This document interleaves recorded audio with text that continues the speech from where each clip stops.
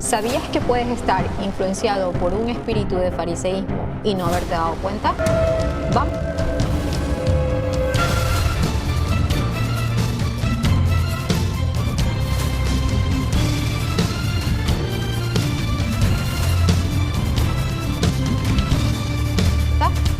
Vamos a conocer acerca de este espíritu un poco más profundo.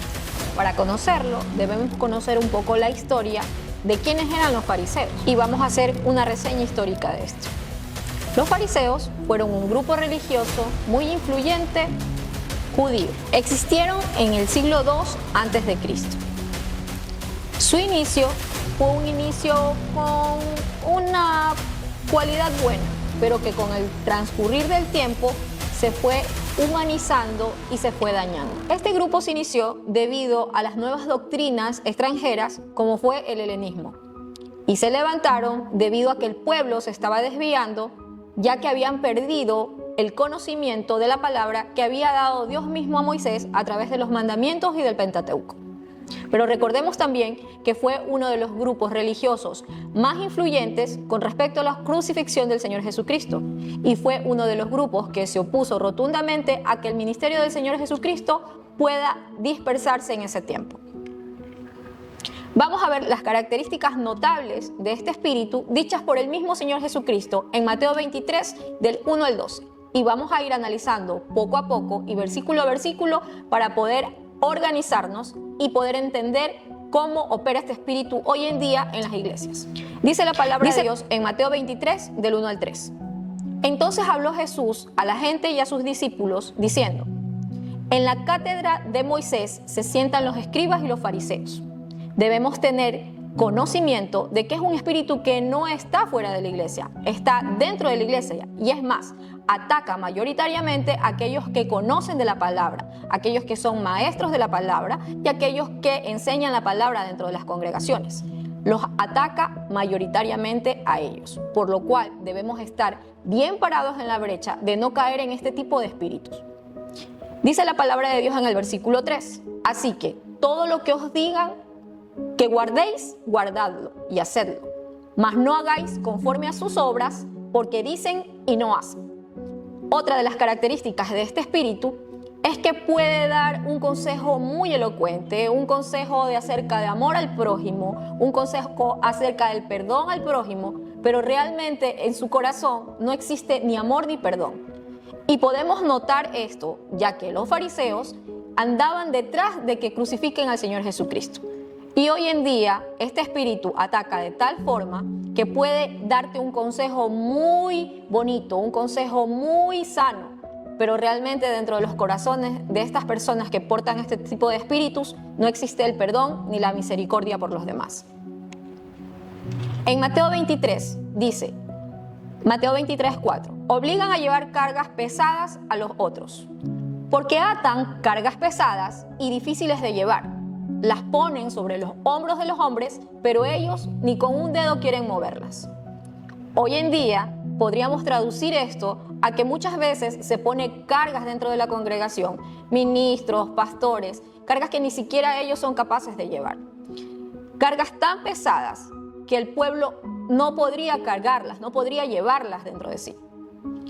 Incluso tratamos de buscar una santidad que ni siquiera nosotros la podemos llevar. Esto es parte también de hacer que otros lleven una carga que nosotros mismos no podemos guardar. Dice la palabra en Mateo 23:5, hacen obras para ser vistos por los hombres. Y dice la palabra, antes hacen todas sus obras para ser vistos por los hombres, pues ensanchan sus filacterías y extienden sus flecos de los mantos.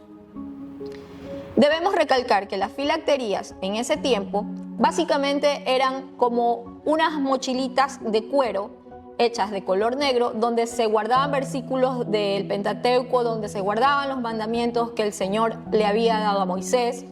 Y los flecos de los mantos básicamente eran unas borlas que identificaban los 10 mandamientos, y mientras más largas eran estas borlas, ellos daban a entender que más santos eran.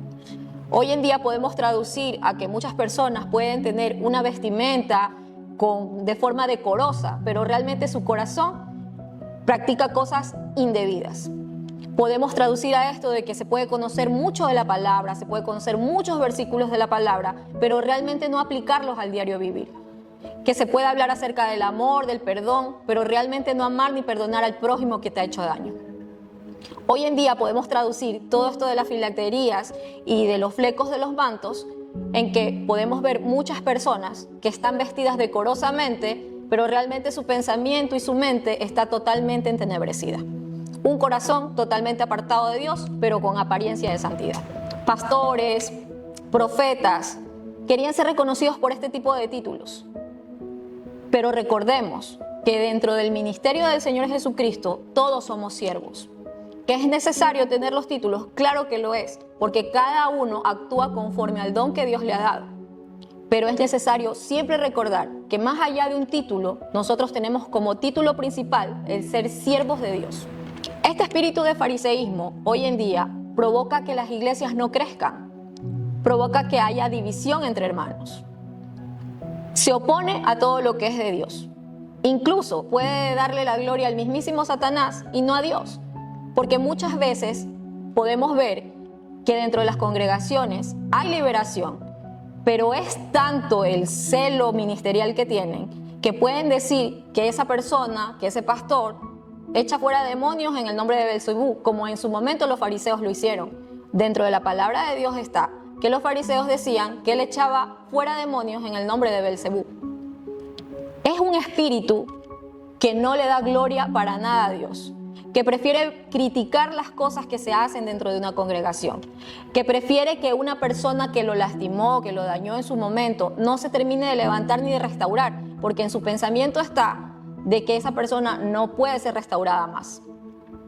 Hoy en día es un espíritu que no permite que las personas que han caído dentro de su caminar puedan ser levantadas y puedan ser restauradas.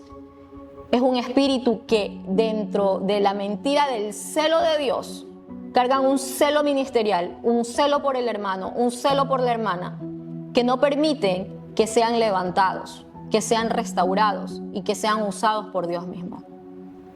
Muchas de estas características existen hoy en día dentro de las iglesias.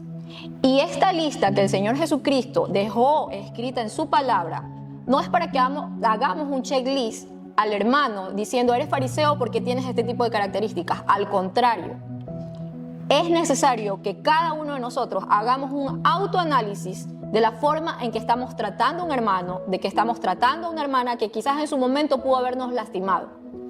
¿Qué tanto valor puede tener esa alma para usted? Que quizás a pesar del dolor o de la traición que haya ocasionado en usted, usted tenga el poder de poder restaurarlo, de poder levantarlo y de ponerlo en los pies del Señor para que el Señor lo pueda usar nuevamente dentro del ministerio. De esto se trata este espíritu. Es necesario autoanalizarnos para evitar caer en todas estas características o en alguna de estas características que no permiten el crecimiento de las iglesias, que no permiten el crecimiento de las congregaciones y que marcan o tachan a aquellas personas que se equivocaron en el pasado de que no van a poder ser restauradas nuevamente por el Señor. Esto fue Raíces, creciendo desde la verdad.